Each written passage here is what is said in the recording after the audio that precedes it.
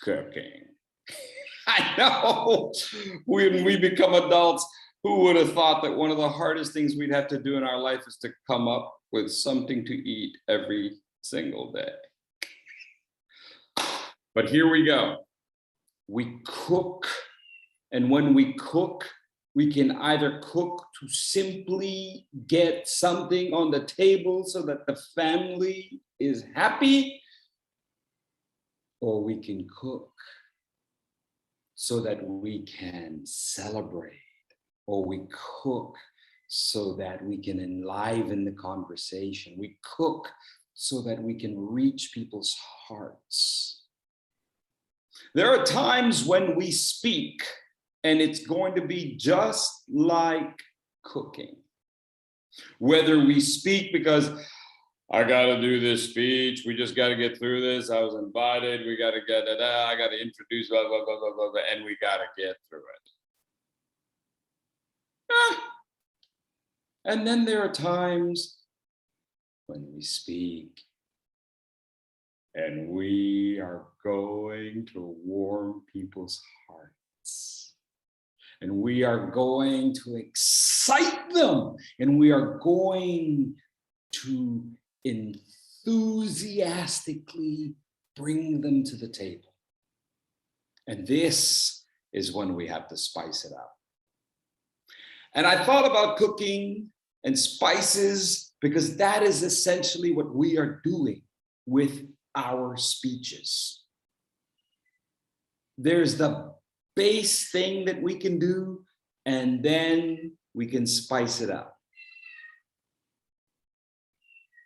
Sorry, my cat is going a little bananas back there, and all of a sudden he got loud. I thought, he's out. If he actually does get out, and he is really good at opening doors, you'll see him, I'm sure. You'll probably see him when my computer gets tilted over. When we speak, there are times when we put a simple plot out there in front of our audience. This could be something that I would refer to as a staple food, like rice, noodles, bread, the basics.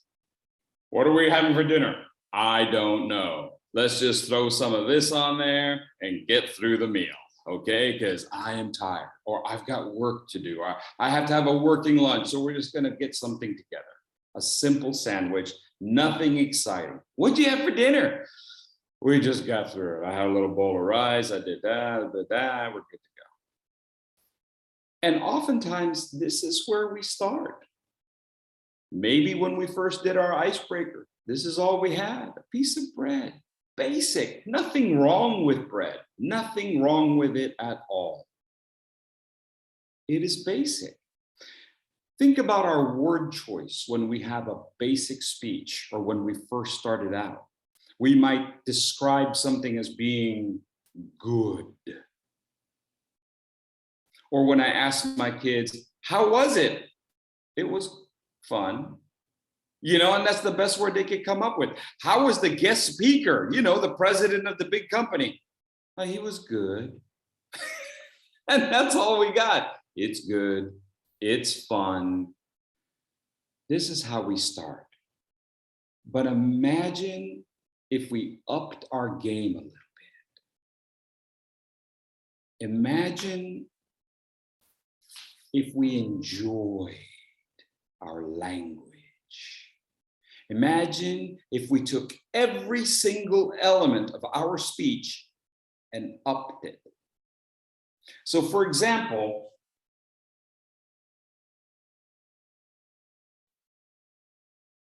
a tomato. How would you describe a tomato?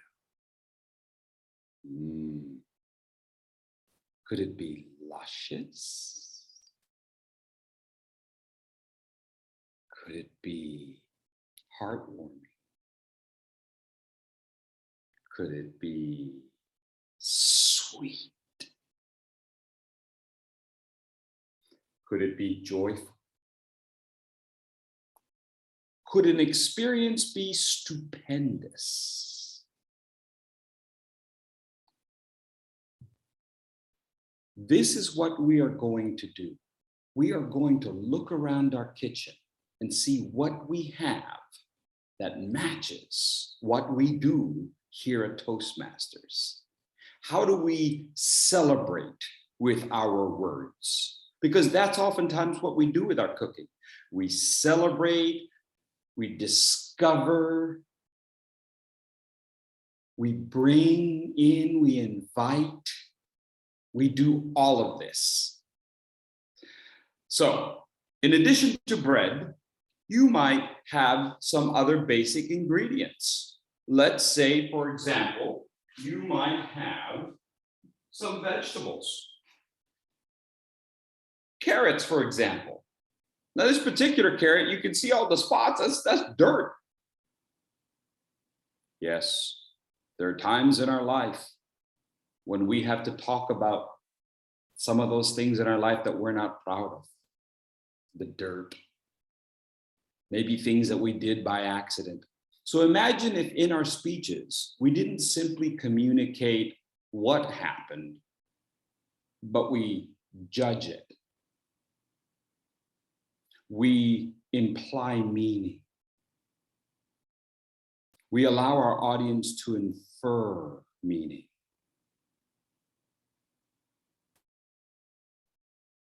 Maybe I said something to someone and I'm a little embarrassed that I lost my cool. Maybe I yelled at my cat. I'm a little sad because I yelled at him. Poor little kitten, I yelled at him. That's the dirt. Those are the things that we're not really proud of. Maybe in front of guests, I would wash this off because I don't want to serve a carrot with dirt on it. But yet, that's where the carrot grew up, isn't it? This thing grew in the dirt. But not everyone wants to see that. But maybe that's what we have to show people. Maybe when we're speaking, we bring up a story. Yes. We bring up a story. And sometimes that story brings up some dirt in our life. Maybe things that we're not proud of. Maybe things that got under our fingernails. Think about things in your life that got under your fingernails. Think about things in your life that you're going to be a little embarrassed about. But this is what sometimes people need to see so that they look into their own lives and see the dirt in their own lives. It's a little embarrassment, but the audience learns from it. And that is often why we speak. That is often why we bring people together so that they can learn from our words and learn from our experiences and learn from our heart and learn from our embarrassment. Let's see what else we've got in the kitchen, because I've got all kinds of stuff. Now here in the house, I have a very small kitchen, so I couldn't bring you in there, but I have brought the kitchen to you. Sometimes things are a little wonky. Vegetables. A lot of people like to eat vegetables. Look at that. Look at the leafiness of that. How would you describe that? Consider that for a moment. By the way, I noticed the chat has been turned off. Would it be possible to bring it back on? I forgot all about that. How would you describe the way this vegetable comes together? The different levels of leaves, the different layers. You peel one back, you get another. Consider stories as we tell them. And they have layer after layer after layer. So when you talk about something that happened to you, and you talk about, okay, first this happened and it was good. And then something else happened, and it too was good. And then something else happened. And each time we get closer and closer to the core. Like when we peel an artichoke and we get to the artichoke heart or the heart of palm, we get closer and closer. We can layer our stories and invest our emotions into them so that it doesn't merely become a list. When we go shopping, we often have lists, and we need those lists. Otherwise, we end up going home with something that we didn't need, or we end up with a lack of something that we did need. But we have to make sure that we don't include that notion of a list in our speech, because lists aren't that interesting. But if we put the list together in such a way that could become interesting, then we have something more than a list. What happens if the layers give us something different? What happens if, when we have layers, we have a little violence? When the time when it got emotional. I was so angry with my children. I got in my car and I turned it on and I slammed the accelerator and I drove out of the driveway and I hit my mailbox. Maybe I shouldn't have been so angry. But again, we peel back the layers and we find what's inside. And that's really what we want to get to, maybe what we discovered. As you tell your stories, you're on a trajectory. As we tell our stories, we are going in one direction, and then all of a sudden, it pivots. When we tell our stories, we have to find that pivot point. I'm doing, conflict, conflict, conflict, conflict, resolution. I've learned. Stories and speeches have pivot points. Plot lines in movies, if it's a better movie, has many pivot points. When we speak, we are taking our listeners on that journey of discovering. And we can't spend too much time on each individual piece that we peeled away, or we're never going to get to the center of it all. But when we do get to the center, we must celebrate, letting them know this was my learning point. This was my aha. This is what I've been working towards. Now, sometimes when we tell our stories, the stories aren't just embarrassing.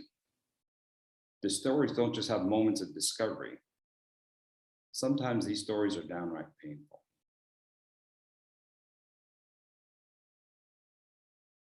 Sometimes when we tell our stories, you got to talk about something that broke. And maybe something that broke might be something close to your heart. Oops, the cat will get that. And so we cook with all kinds of ingredients, don't we? And just like our stories have all kinds of ingredients, it's going to hurt. It's going to hurt just a little. But what we make from this hurt, what we cook, what we produce at the end can be very beautiful. And we can share that with our audience. We can talk about something that was tragic in our lives. Think about something that hurt you. Think about an experience in your life that hurt just a little. Maybe it was the first time you ever experienced the loss of a pet. Maybe to you. The chat is open now. If you would, take a moment, write very briefly, just 4 or 5 words, what was something that happened in your life that hurt, but you felt you could share with a public? Go ahead, take a moment while I wash this off my hand.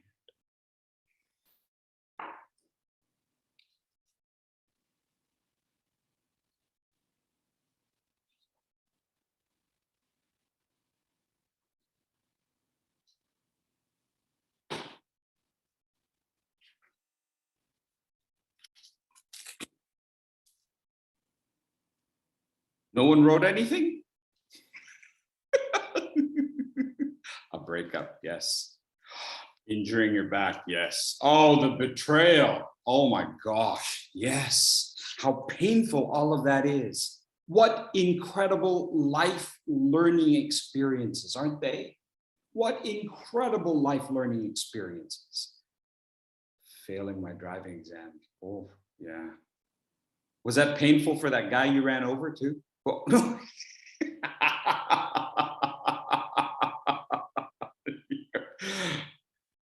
Yeah, he's still not very happy about that, George. There are many things in our life that have that sense of pain. And if we can bring that to our audience, then it's a story that sticks with them, yes? It's a story that sticks with them. So we have many different kinds of stories. We have stories of celebration. We have stories of discovery. We have stories of pain. There are other things that go into our speech besides the stories. As we tell our new members, we have to have gestures. You know, there's a lot of different things that we use to cook in our kitchen. Think about when we cook. There are times when we are digging away. We are moving around. That's our gestures, our implements. Sometimes the gestures can be just a little bit sharper. Sometimes the gestures move forwards and back towards our audience. Think about when we are trying to make a point and we are going directly towards our audience. But think about, there are times when we scoop around the edge of the pan, we bring it towards us. Our gestures can be not only moving towards our audience, they can be even circular, bringing our audience closer to us. Our gestures can be off to the side. Hey, raise your hand if you have ever been cooking while looking over at the recipe book. Raise your hand. Who's had to do that? Who said, I'm going to cook over here while yeah, absolutely. Right? Or for many of you multitasking mothers, you've got to cook while you're talking to your son or daughter going, I need you to go ahead and do that. Meanwhile, you got this going over here. You know, when we speak, we forget we can gesture to our sides. I'm not so sure I would use the knife that way, but we can gesture in a lot of different directions and we forget that. We can even gesture behind us from time to time. The gestures can even be quite cultural. There are some gestures we should use with some audiences and maybe not with other audiences. I know when I speak of gestures, some people go, well, Fursey, should we be moving our hands like that? Well, not all the time. Sometimes the gestures don't require full arm movement. Sometimes the gestures can be subtle. Sometimes the gestures can be in the wrist or in the fingers. When we gesture, realize we could be this gentle. when we talk about the first time we picked up the kitten, or you held your baby in your hands. We don't have to move our hands a lot. We simply have to let them be. And we let our audience see it. We let our listeners come to us. And if you have a microphone like we do here, then you can whisper right into the microphone, as if you're right there on your shoulders of your audience. So our gestures can match our voice. And it doesn't always have to be, okay, we're going to do this. Somebody get me some sausage. All right, I need more oil. You know, it doesn't have to be that. It could be as simple as, hey, try this. You'll love it. Different dynamics, different gestures to match our topic, to match our voice. Now, when you're in the kitchen, what could possibly be a metaphor for our voice?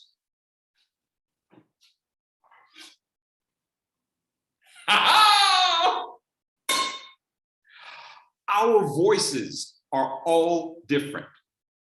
We have different pots and pans for different dishes. Maybe I got more soup going on here. Maybe I'm going to take that egg and I'm going to fry it up here. How do you use your voice?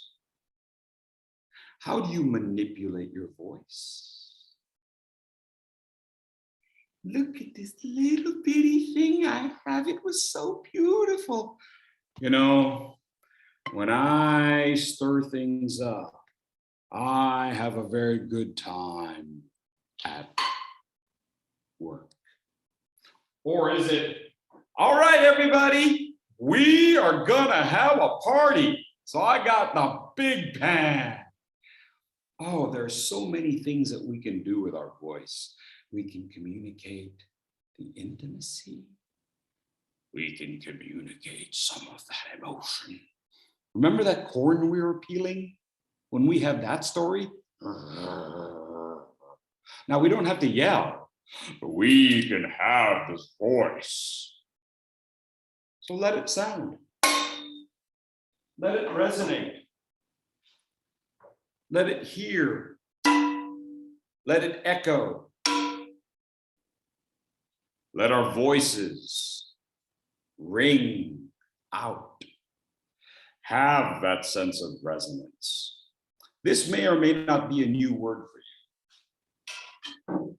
A voice that is resonant is not necessarily a voice that is deep. A voice that is resonant has the full sound of our true voice. Resonant. Today, as many of you have heard, today I will speak with a rich, round, resonant voice. Today, let's try that all together. Ready? 1, 2, 3. Today I will speak. Today I will speak with a rich, round, with a rich, round, resonant voice. Resonant voice. Good. One more time. Today I will speak. Today I will speak with a rich, round, with a rich, round, resonant voice. resonant voice. Excellent. When I am ready to speak, before I speak, I do warm-ups. I do vocal warm-ups. I do tongue twisters. I move my mouth in all different directions. I move my face in all different directions, just like an athlete warms up his or her body, or a singer warms up his or her vocal instrument. We too must do that as speakers so that we have the full flexibility of our voice. so that we are moving sounds forward if we need to, or we are allowing the sounds to go back. The resonance is that full sound that each of us has. Every single one of us has this ability to speak with greatness. Think of a baby and how loud a baby is. Boom! Little package, all that voice and all that poop. So consider how you can tap into your full voice to move your audience. Must you have a voice that goes up and down like calisthenics? No. But who wants to listen to this all day? Okay, today we're gonna listen to, right? You're like, oh, stop. Stop banging the pan. Speak, stir the soup, stir the stew. Maybe what you need is not a frying pan, but a slow cooker. Yes, what is in your kitchen? Use everything that you have. I bet you have 4 or 5, maybe even 6 different kinds of pots or pans to cook with. Not you bachelors. Hey, let's face it. We bachelors, we got like one thing. And you want to know what that one thing is? It's a cell phone, and we call for people to deliver food. I get that. But for those of you who have a fully stocked kitchen and you are proud to have all kinds of different containers to cook with, same with your voice. Your voice has so many different pitches to use. Let's use all of them. There are other things in your kitchen. Things like sauces, things like oils, things like juice. These are the things that I would consider that most people don't consider in their speeches. Parts of your emotion, your charm, your laughter. Why don't we allow ourselves to laugh when we speak? Are we not allowed to be happy? I've said that several times in my comments on an evaluation. Laugh. You just told a very funny story. Laugh. When we laugh, we cue our audience. When we laugh, we share something with them that is so authentic. When you hear somebody's laughter, it puts us in a whole other world than when we heard their words. Almost as if the words reach our mind, but the laughter reaches our heart.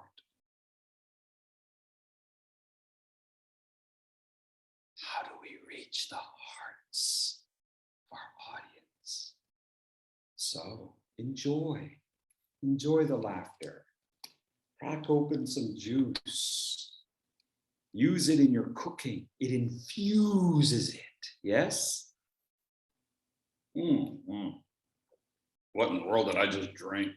It's great. It's some kind of multi-blend juice. So many different ways to think about it. So many different ways to think about everything that we have in our kitchen that we use to bring our world together at a moment of a meal that we could use to bring our moment of the world together as we speak. One of the big things that we have in our kitchen that we often don't even think about are the spices.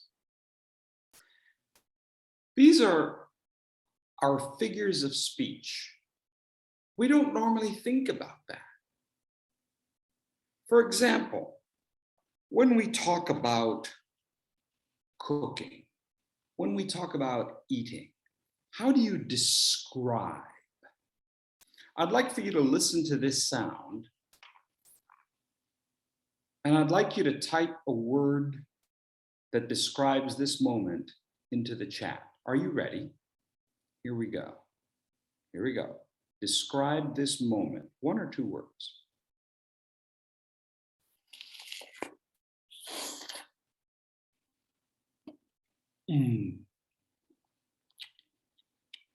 Go ahead.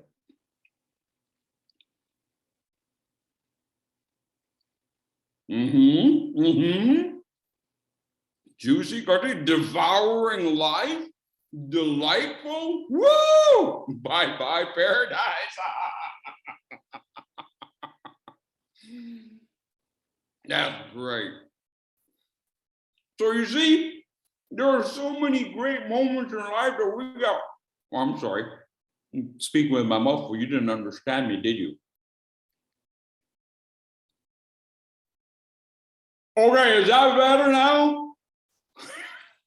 We must always have diction, shouldn't we? We must always have diction, whether our mouth is full of bye-bye paradise or whether our mouth is full of the joys of life. Of course, sometimes when you bite into something like that, you're like, whoa, whoa, hang on.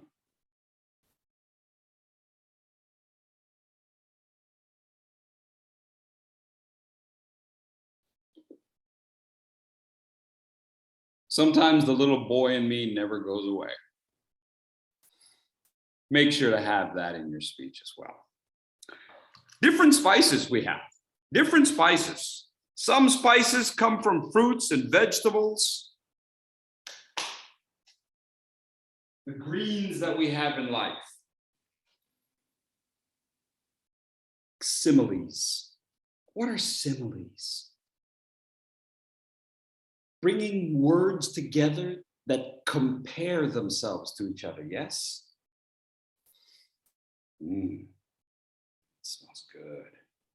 I bought this from a guy out on the street. He must have come straight from his farm. All the dirt, just like you saw in the carrot. Similes. Your words are like a punch to the gut. Simile.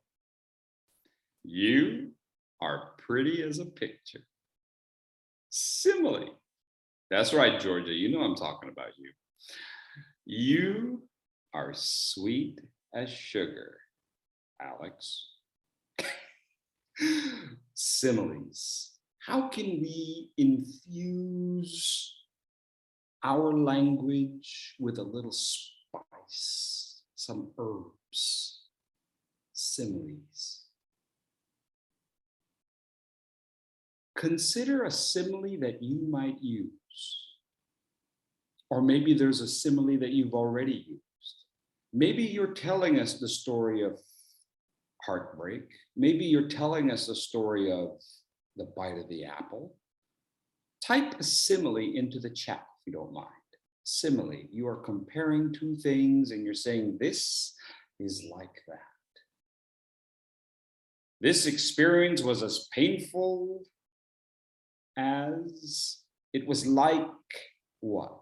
Go ahead, share in the chat. Similes. Similes, like green onions. Use flavor from the green onions. And of course, oh, let's see what we got. Let's see what's in the hopper.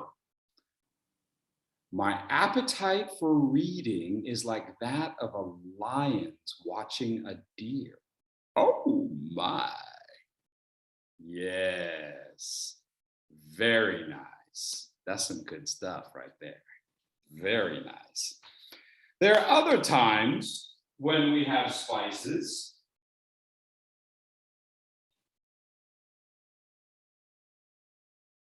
Oh, they bring color to our world, don't they?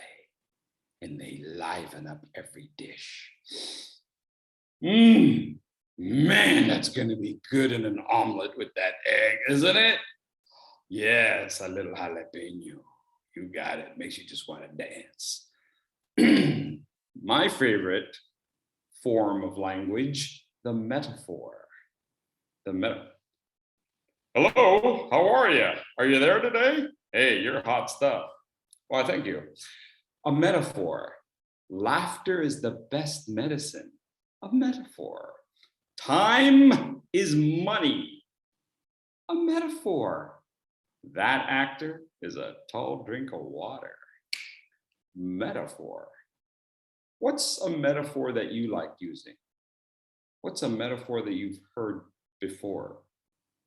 before Fursey just said the 3 metaphors he just said. I know, see, if I were a student, they'd be going, well, you just said it, Mr. G, and I just heard it before. A metaphor. Think of a metaphor. Go ahead and throw that into the chat. Maybe there was a moment in your life when you stopped and paused and you went, I just discovered something. I just discovered something. Just like peeling of the corn. You're peeling of the corn and you're getting to the story. And you have that metaphor. What's the metaphor that you want to use that best describes that moment of anguish or that moment of discovery, that moment of joy? What do we have in the chat? Sleep is death without the responsibility. Ooh. My motorcycle is a volcano targeting the road. Boom! Life is like a box of chocolates. Well, Mary, that is very good. A little bit of a simile. I know it's a technicality, but once you have the word like in there, comparing the two things becomes a simile, but still a beautiful statement, almost anecdotal by now. My lover is Morpheus. Whoa, can we say this? Is that a taboo? Okay, we're gonna say it anyway. My lover is Morpheus. He always comes visiting me at night and he is so tender. Very good. Well done. Such a great sound, Morpheus. Having the sounds on our lips. We must remember that our speeches are heard. Just like oftentimes food is not tasted first, but our food is smelled first. We smell things, the garlic. We chop it up finely, and our guests walk in the door and they, it's coming. Yes. So we have to find the flavor in what we say, and we bring the spices in to give our audience the full experience. The flavors jump out at us. Personification is our next figure of speech. I like peppers, but they don't like me. Ah, personification. This dish is calling my name. Onions have a way of attacking me. Onions make me cry. We have all kinds of different ways of personifying. What is a phrase that you have used or you have heard that is an example of personification, where we give human attributes to things that are not human? If you have one, would you throw that into the chat, please? Personification.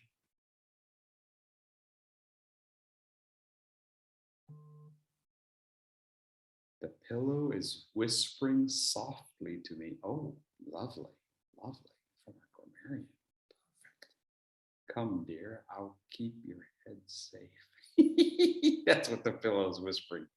Very nice, very nice. The trees were as strong as a line of soldiers. My motorcycle is begging for me to walk her. Yeah, excellent. Good. These are all terrific examples of personification. There are many different figures of speech. Some are obvious, some are so part of our life that we forget they're there, like similes and metaphors and personification. Those tend to be the most obvious ones. Just like we tend to cook with garlic and onion. They're very popular. That's why Costco sells them in the big jars. There are some things that maybe fewer people use. Let's say some bay leaves. Some people love them in stews. Other people are like, why are you taking stuff off a tree and putting it in my stew? This is what made it good. Sometimes those people who resist, they just need a little bit of tough talking. They'll come around. Tough talking. What's that an example of? Alliteration, where we use the same consonant sound. Yes, tough talk. Coca-Cola. Sweet sugar. What are some other examples of alliteration? Please toss that into the chat, the chit chat. So there are many different ways to bring about our audience. Alliteration, how we can simply change the words that we choose so that they resonate with our audience just a little bit more. It sticks with them, it stays with them. There are some other sounds that we use when we speak. Some of them have a sense of repetition about them. Maybe they're like a star spice, anise. You know, it's probably in more food than you would think, and yet we forget about it. The way those petals repeat themselves.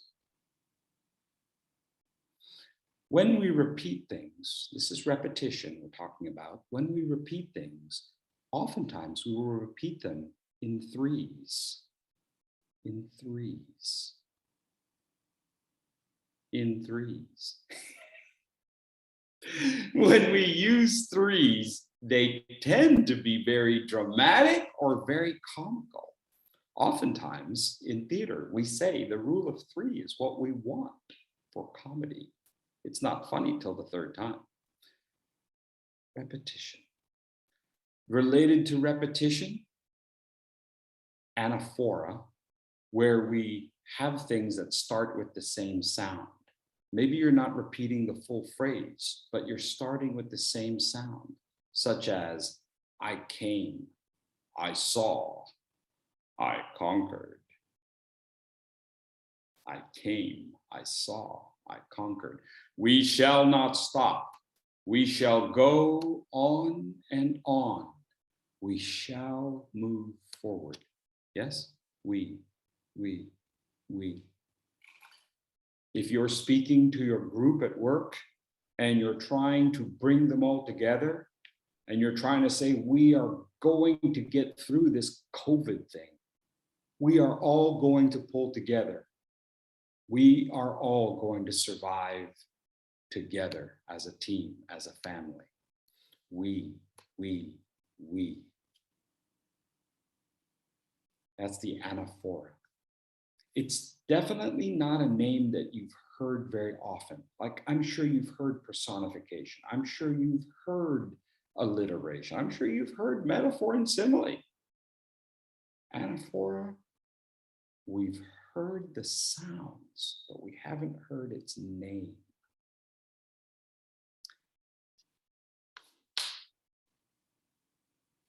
There are times when we have to use things that may be kind of gross, but boy, do they taste so good. So a lot of times we don't give it the name we want because people have a bad, image of it. Mushrooms. For those of us who like mushrooms, we're perfectly okay calling it a mushroom. For those of us who don't like mushrooms because they grow in the ground and like they say, they grow in the dark, pile lots of crap on it, you know? People don't like the fact that a mushroom grows in manure. We don't like those dirty things, but they can taste so good with some onions and the right sauce, yeah. So when we have things that aren't quite so pleasant, but we have to talk about them, thank you, Timer. Those are things I don't like to talk about because they're not pleasant, and I'm running out of time. I'm on yellow. So these are called euphemisms. They replace blunt language. Like, he's a little light on top.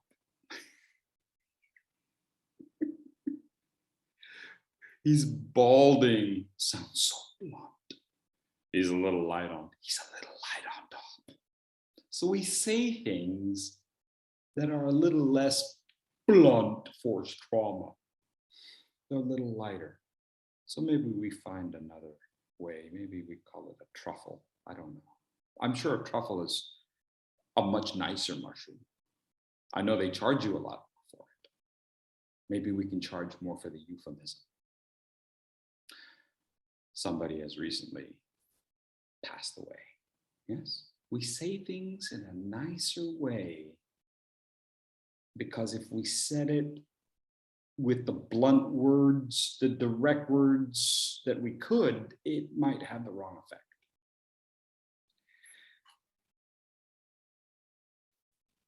Irony, terms that contrast. Think about this. Look at the colors on that. Look how they contrast. The green and the orange. Irony, things that contrast. I'm happy at a sad moment. I just finished yelling at somebody and then I turn around and then somebody yells at me. So there are many different kinds of examples of irony and everyone's going to have their own. I encourage you on your next speech, try a bit of irony. How, when you take that pivot, oh man, I can't believe that happened to me. My mother always told me this would happen, and here it is. I'm a mother and it's happening. A little bit of irony, how things contrast with each other. But you don't have to get fancy with the way that you speak. You don't have to have all these fabulous ingredients. Sometimes you simply have to take words that you already have and use them to describe the other things in your speech. The adjectives can be so powerful. So just as I did earlier, I'm going to show you something and I would like for you to describe it for me, just like when I bit into the apple. Because there are things in life that just defy belief. And having an adjective describes it. Are you ready? All right, get your typing fingers ready. I'd like for you to describe this next fruit all the way from China.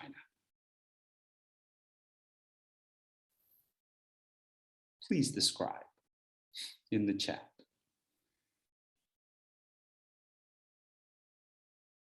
Right? What is that?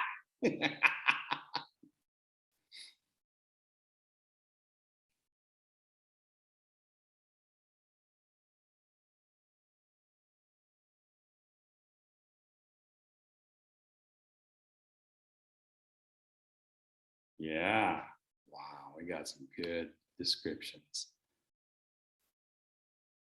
Describe it. Color? Texture? How would you describe it? Tall, thin, long, short? Multiples, multitude? several bundle of yellow peppers, yellow banana-like fingers reaching up from the deep beyond, long, bright, and sexy. Whoa, hey, watch out, Georgia. We got taboos, you know. Yeah, a fountain of yellow concrete water ready to be enjoyed. Woo! Yeah. Isn't that crazy? All right, ready? Another one. Get ready. Oh, a minion with evil-looking fingers. Homer Simpson's head. Mystical yellow banana-like fingers. Very good, very good. Okay, one more. Ready? Get ready to describe. Get your typing fingers ready.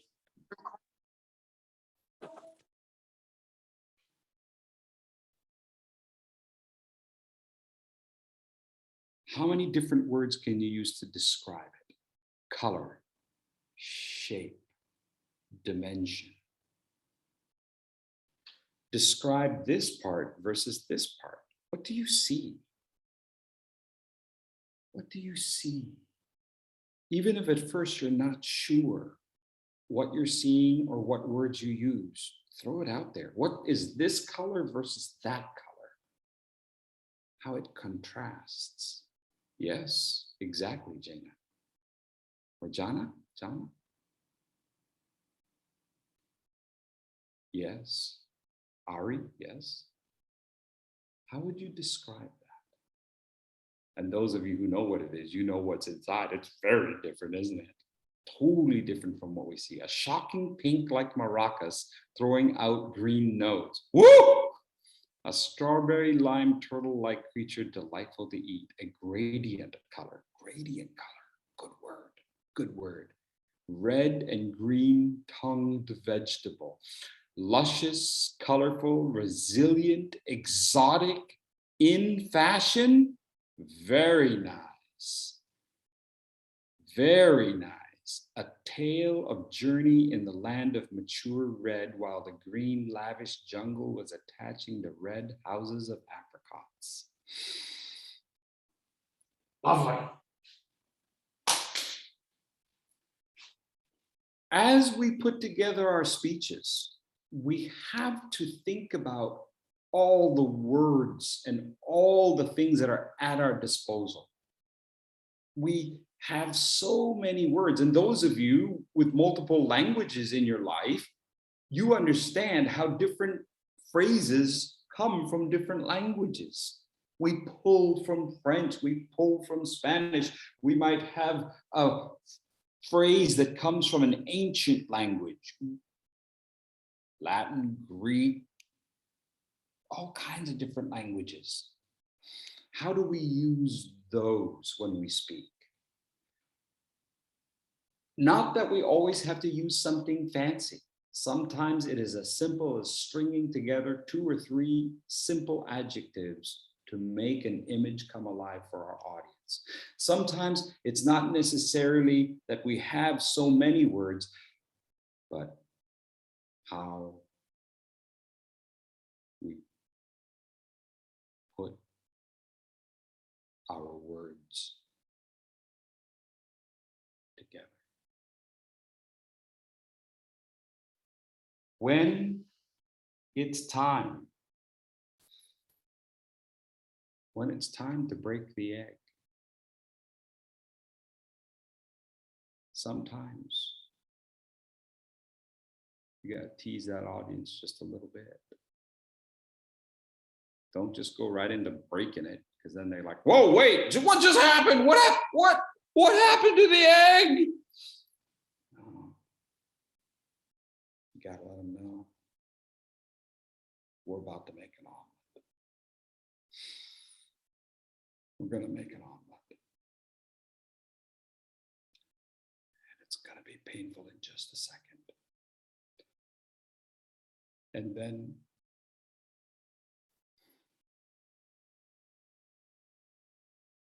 that anticipation, that anticipation when they smell the food. They're like, oh my gosh, oh, it's coming. Mom's coming with the food. It's coming, it's coming. I can't wait, I can't wait, I can't wait. And they've smelled it and they've seen it. And it looks great. And then they finally taste it. So sometimes we have to hold off on that and make sure that our audience knows it's coming. That little bit of foreshadowing, how we structure our words. We don't have to have big, expensive words. Sometimes it's how we put them together, how we arrange them, how we say them, how we have just the right image.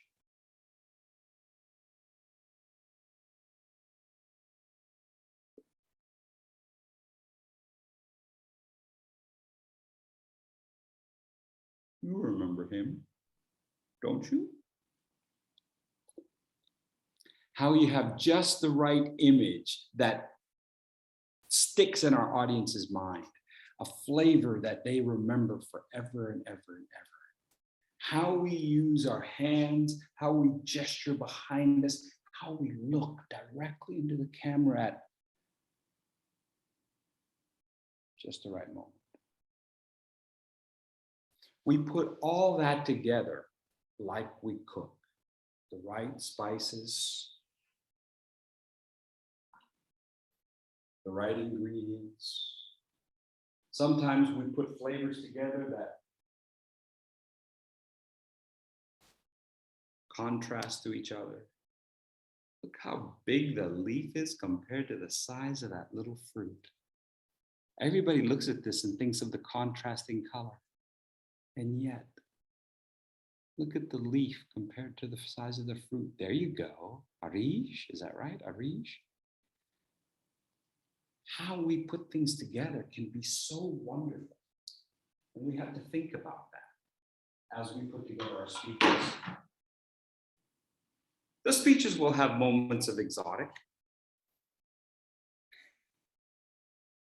The speeches will have moments of exotic. You'll have those great ideas, but sometimes you don't need the most exotic ingredients.